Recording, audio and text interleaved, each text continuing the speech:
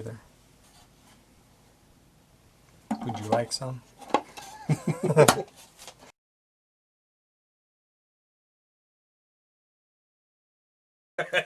This is going bad. Yeah, welcome back to Whiskey Buds. I'm Kurt, Billy? and we're gonna feed whiskey to Billy some more. Your Oh, it nickname's wouldn't be Whiskey right now. if that intro went well. So No, it wouldn't. At the original episodes, or the first few, we actually did halfway decent. well, yeah, you nailed him because you knew what was going on. You're like, we're looking for a whiskey he's gonna like. and now you're confused. You're like, I don't know why we're still doing this. Actually, I do. It's fun to drink whiskey. It's true. Some of them are actually good. Yeah, that's. Speaking of, what do we got today? Speaking of good whiskeys or bad, I don't know. So what we got You today? tell me. Yeah, and I tell you what. All right, we decided Holy cow! we're gonna go for a Booker's. All right, Booker's, I believe, is from the same distillery as Antique 107, but unlike Weller Antique 107. That's fancy. No. It's not. It's not. Thank you for correcting me, whoever you were. You hear him yelling at you Yeah, I do. through the camera. Oh man, it's like It's like, what are you talking about? he would have. Yeah. Somebody was yelling. Let me I see heard that. him. Let me see that. What is? It's like It's a whole box. Yeah. it's like a coffin for it. Yeah, it's for you. This is a Jim Beam product. Not Buffalo Trace. Jim Beam. It doesn't really smell like much. Nope. All right. So this one is what? Okay, you can have that. I'll put it over here. All right. Yeah. 2019 release, I believe. Oh, look at that color. Oh yeah. This is Like a maple syrup. Booker's Country Ham. All right. That's Did you say ham? Country Ham. Ham, like a pig. Exactly. Now, this. So, I'm thinking of that joke we did a couple episodes ago about putting whiskey Oh, in a pig. So, I said I did that episode, you'd make me try that. Yeah. And now here you come with a country ham. Yeah. Should I pass? Where'd this come from? Kentucky. Were All right. Were there any Yeah. pigs involved in the processing? This is an uncut, unfiltered bourbon. All right. So, It's kind of funny I said it looked like maple syrup because it has a sweet. Sorry, I was so interested in trying to get a smell of this. I didn't even hear what you said. It's what, uncut something? uncut, unfiltered. So they don't water it Uncut, down, Unfiltered. and they don't even filter it out. Like a lot of people will filter. They don't. They just pour it out of the barrel into the bottles, basically. So this is as close as we're going to get right now to sampling something a distillery has made from a barrel, which is something I want to do one day. Okay, where does the ham come into this? It's something the maker of the whiskey, the Booker No, something like that. I don't know. Is there any maple in it? Well, not added to it. No, there's nothing added to it. And he created it, I think, to help remind you of country ham, like Thanksgiving. Maple ham? Maple ham, yeah, could very well be Wow, this smells so different than everything else. All This these is- whiskeys are yeah. so different. aren't they? Except for those couple that all tasted like bad monkey shoulder. Lord Calvert, Well, Crown or- Royal, Black Velvet. spoiled candy. Yeah. Hmm. You know, for being a high proof whiskey, I am not catching ethanol on the What on the proof smell. is it? Just try it first, and I'll tell you. Oh, you want me to guess? Yeah. This one's up there a good ways. Man, that's got an interesting scent. Smells good.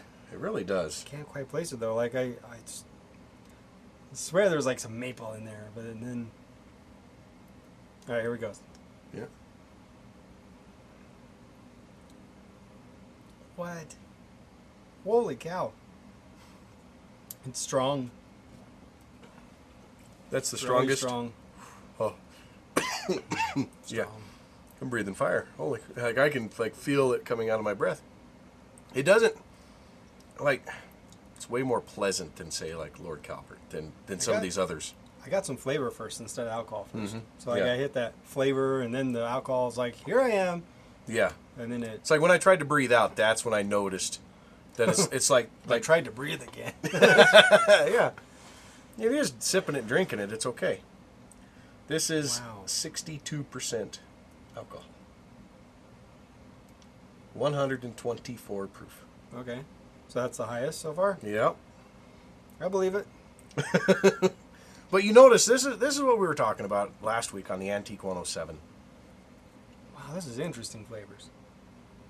You like that? Go ahead. What were you saying? We were talking about 107. If you're going to give tasting notes, I'm going to shut up. I don't know. I apparently have a hard time listening to you on this episode. I'm trying to figure out what's going on with this guy. It's all right. I think that's a mark of a good whiskey. Something he's interested in and trying. Yeah. Okay, He seems so, deep in thought. Yeah. So last episode, let's see. Let me remember. We had Like, Weller, yes. and the Weller was like, I felt like it had too much alcohol Yes. because it just like was overpowering, It felt like the flavors versus the alcohol were not matched up. skewed too much. Yeah. Not balanced Yeah. properly. Man, this one's strong, but it's kind of like a good strong. Like, I don't know, if you're gonna get hit by somebody, might as well make it Mike Tyson, right? Yeah. That's so this What- is like, it's got. that's what I was trying basic I think. Let me see if he agrees with me if he listens, but it By the doesn't way, I matter. don't want to get hit by Mike Tyson. That'd be a bad idea. No, that'd be the stupidest thing in the world. I'd be ended. Yeah. But that Antique 107, I felt with you the same thing, right? That the balance was off, that it was a little too ethanol flavor for the amount of flavor in the whiskey itself. It was pleasant, and this one is very pleasant with that balance restored, even though the proof has gone up, but so has the flavors way up, right? Yeah. Like the flavors are like right there, and they're very, yeah, they let you know it, and they're able to overpower the proof that you're dealing with in a good way too. Like I know we breathed fire for a minute, but it was fun. Well, What's that? I was trying to read this bottle because it looks like I wrote it. It says the whiskey, like you can see it's not the best handwriting. It's cursive. Well, yeah, but you can still make nice cursive. Some people can. The whiskey in this package is the highest grade bourbon created by me here at Jim Beam. It is bottled, uncut, and unfiltered. My grandfather, Jim Beam, liked his whiskey from 6 to 8 years old. And this is 6 years, 4 months, and 2 days. Yep. This is bottled March of 2019. Oh, it's got a little necktie. Yes. This is something else. Isn't it? Like, How much is this? the price has gone up. It's between $75 and $80 a bottle. For us, locally. Well, half that's probably the box it comes in. Yeah, right? I think it's pretty fancy. Yeah. The nice wax seal, the bow tie. I mean, it is. But, and I've heard, like, a lot of people complain that the price has gone up over the last few years for this. And it's starting to get into the price range where it's not worth the money. And, I don't know. I'm still, like for a high proof bourbon that you're going to sip on, like, the flavors still match that high proof. The flavors are there. I don't see this as one that I would be wanting to have sips of frequently. No. I think this is one you save for a really rough day. No, Like, well, I need something strong. I think this is one of those. I think this fits up with the experience whiskeys. Does it? All right. So, yeah, that's what I call them, experience whiskeys. So, like Fire and Cane and the Brimstone, like they just are interesting experiences in whiskey tasting. Yeah. You know, a lot of the other ones are just kind of like, oh, they're here or over there, you know. But so far, these three have like very distinct flavor profiles. Like they're just like no mistake for them. Like I'm not gonna forget this. Like I don't forget the Fire and Cane. Well, I forgot Fire and Cane one episode, but 2 episodes. I remember it now. It's good. And the Brimstone, you could not forget that one. That was it. Like, how long does that aftertaste stay with you? That finish. I have to say that, you know, the aftertaste, the finish is very long, and toward the end, I don't know if it's exactly kind of finish I would like. Yeah. Like some of the other ones were getting better. Like Yes. What was the bitter one? Oh, Not too far back. Blackbush. Yeah, Blackbush. Blackbush. We talked about that one. Blackbush had like this bitter introduction, and then it, Mellowed out. yeah, the bitterness went away, and the flavors kind of mellowed out, and like it was a good aftertaste. Yep. And every little sip just got a little bit better because that bitterness was more mellow. This one is kind of the opposite. Like I feel like it's not getting better as Yeah. we go along. I do actually. I think I agree with you on that because, like, I take that sip and it's like you get some sweetness, which I've been saying that a lot lately.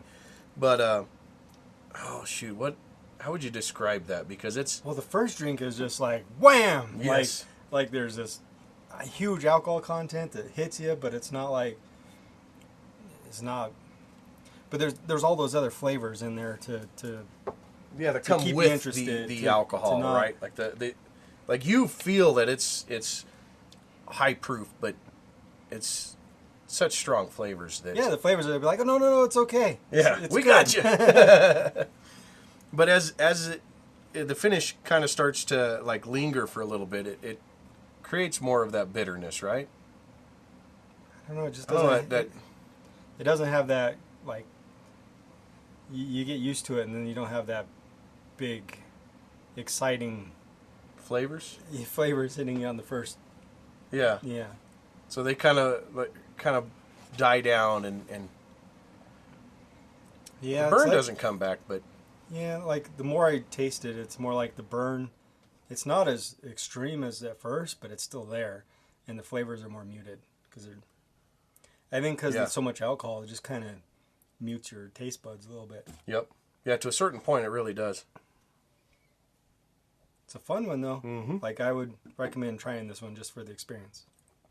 Just because, yeah. I mean, I have another one upstairs, actually, a Booker's. My tongue's getting a little tingly. Yeah, that actually is like 2% more alcohol. Why? This Like- is enough. Like a little bit more. And then I have last year's Little Book, which is a blend of this and a few other whiskeys or bourbons that I'm curious to try with you. Actually, I haven't opened it either. So Yeah, that's about it. you're like, oh, yeah, I'm good. Yeah, it just keeps getting not as enjoyable. No? All right. So, Like the more you drink it, the more you're like, I'm just drinking high proof alcohol, and and the flavors, yeah, basically your tongue's getting immune to the flavors of it. All right. Well, yep. so small glasses. This is when And I enjoy? think you would want to go somewhere if you could and just get Tasting. a tasting. All right. Yeah, that'd be fun. Yeah. Or you just save it for your bad days. Or come over here and be like, hey, Kurt. Good luck with that. Yeah, my whole mouth is kind of Tingling. tingly, A little numb. Yeah. Surprising how much, like, it doesn't have to go up a crazy amount to really make a difference. No. It really doesn't. Like suddenly, as we keep rising, it's like, holy crap, Yeah, because we've gone from, like, what, 40 to, what'd you say this was? 124. 62. So 40% to 62, is that, like, basically the range we're in? 40%, yeah. 40% to 62%. Yeah. Yep. So we've gone up 22%. It's like the 40% stuff you can, unless you're coming straight from Nothing. nothing, like you don't really. Oh yeah, taste if it a whole if we lot. tried to go back to one of the Bushmills or something, you'd be like, "Does this have alcohol in it?" Especially right now. Yeah. Yeah, pretty interesting. Yeah. All right. Cool. Give it a try and tell us what you think. Till next week. Cheers, everyone.